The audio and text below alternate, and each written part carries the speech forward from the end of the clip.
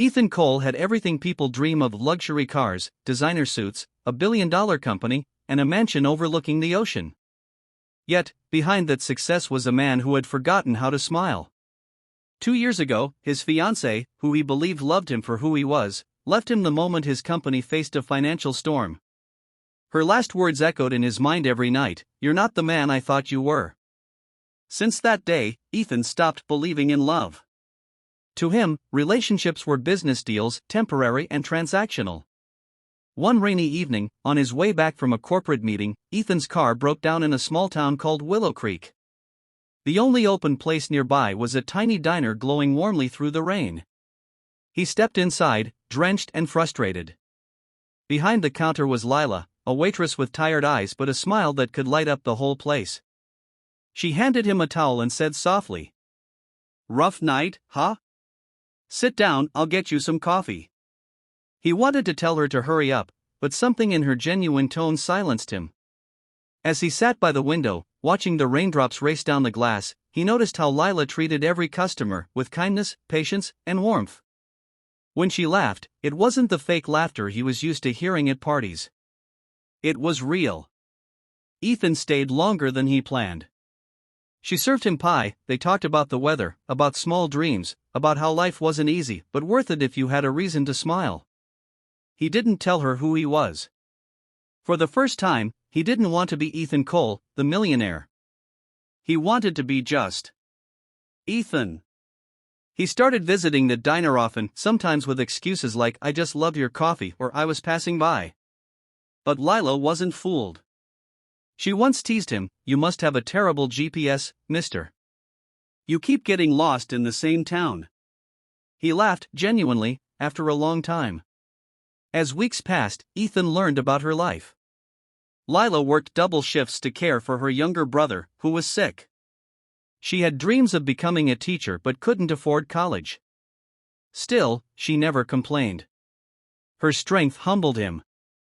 Her smile softened him. Her kindness changed him. One night, he saw her sitting outside the diner after closing, staring at the stars.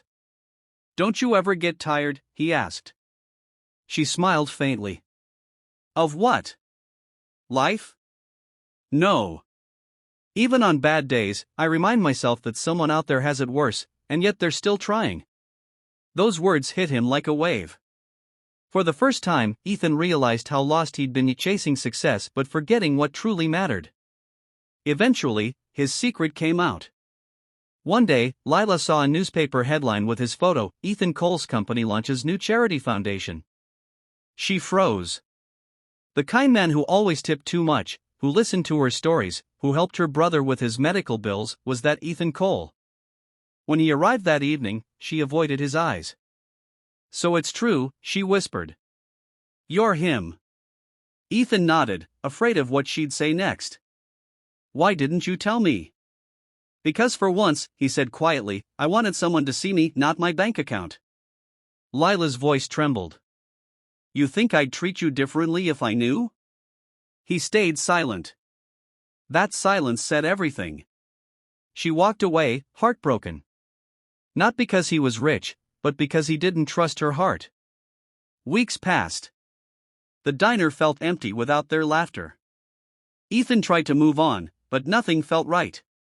He finally realized money could rebuild an empire, but not a broken heart. He returned to Willow Creek one last time. The diner was about to close.